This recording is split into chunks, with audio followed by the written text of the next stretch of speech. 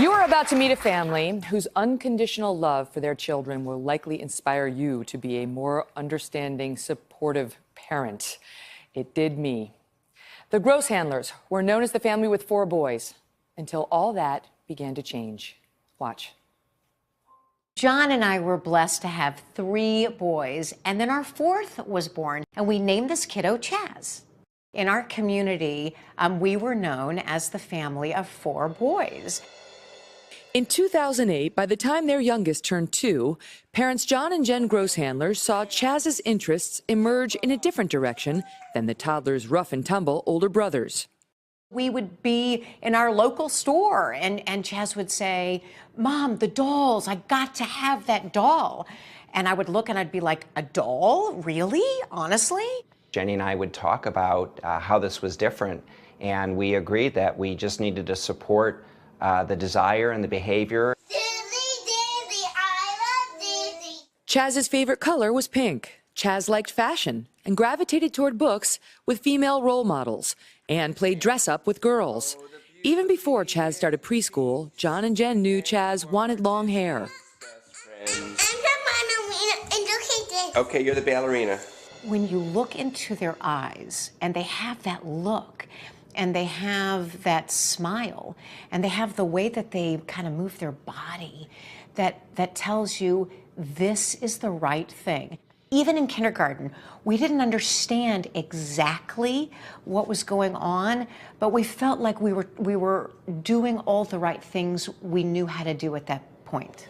When Chaz was ready to start kindergarten, the Grosshandlers talked to their local school district and teachers about Chaz's developing personality. And we said, this is our child, and you know us, and you know who we are, and we are psyched that our child is evolving, and it was just really comfortable. John and Jen say Chaz's classmates and friends supported their child's self-expression. It's really been a journey, and as Chaz went from kindergarten into 1st, 2nd, 3rd grade, we've learned something new each year. But one morning, when Chaz was in 4th grade, during the bustle of getting ready for school, Jen says her world stopped. I will never forget that day. I looked over at Chaz, and all of a sudden, I saw tears. I saw these huge tears, and it just caused me to stop. It caused me to stop. And I remember I just kind of dropped the things that were in my hands. And I said, "Honey, what's wrong? Why are you so sad?" And Chaz said to me, looked right at me, and Chaz said, "Mom, what happens if I'm a girl? Because I am a girl. What will happen to me? Will you love me? Will my brothers love me? Will my dad love me?"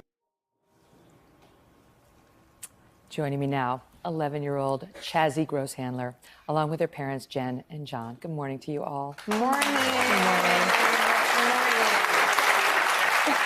How you doing, love? Good. Good. It's so great to have you here. Thank you. Let me start with you, Jen. Yeah. So Chazzie says that to you, because I am. Yeah. And what did you say? What did you say in response? I said, "Honey, we believe you. We believe you." And we were going to do everything we could from that point forward to make sure that she had the best life ever. What was that like for you? Because was that scary to say that to your mom? Because I didn't know like what time, and like I would always be scared if my parents wouldn't love me. It seems like just knowing them, the little I do, you would never realistically have to fear that, right? They seem so supportive and amazing. When your mom responded like she did, how did that feel? It made me very relieved that I didn't have to hide who I really was inside. When did you start to feel like I'm in this body that has been designated male, but I know I am a girl?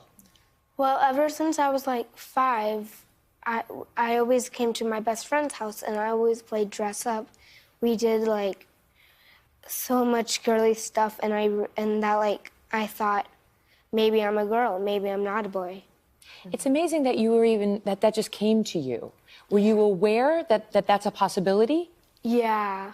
You did know. And John, when we see you in the video and you say, okay, you're the ballerina, you sound so supportive. You don't sound like one of those dads who is like, you're not the you're the football player, right? So were you open-minded to that possibility, or were you not even thinking about that early on? I wasn't thinking about it early on, and I was open-minded to what I am with all my kids, which is to be, unconditionally loving and supportive, and to listen to them. And if she wanted to be a ballerina that day, she got to be a ballerina, and I was going to support that. Mm-hmm. Chazzie, do you remember what it was like to have people telling you that you were a boy?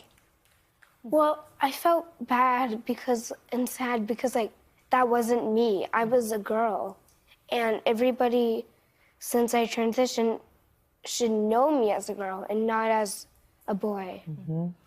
Is it true, Jen, that some people think you pushed Chaz into becoming Chazzie, into owning Chazzie, because you had 4 boys? They thought you were the desperate mother for a girl? No, that's so interesting because actually, if you think about it, right, Chazzie was born into the most masculine of households, right? So we had 3 older brothers and a dad and a boy dog, and there was like a flashing neon sign that said, we raise boys, boys, boys, right?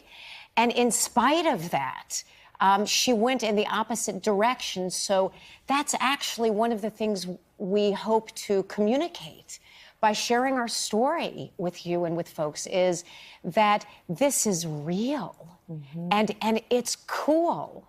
And the more folks hear our story, we hope more folks will understand that kind of the kids we're raising and the values that we have, what we expect of our children, are really not so different than their own families.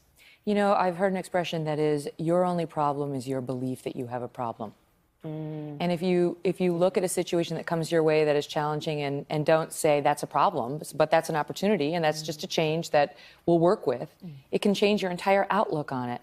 Chazzie, as you look back on your social transition, what's been the hardest part and what's been the best part? Well, first of all, the bad part that I thought was if I would have friends and would they still accept me if I told them. And the good part was just being me and going to so many places and seeing others that are just like me gives me so much happiness that I can always be myself, my true authentic self. Hello Today fans, thanks for checking out our YouTube channel. Subscribe by clicking that button down there and click on any of the videos over here to watch the latest interviews, show highlights, and digital exclusives.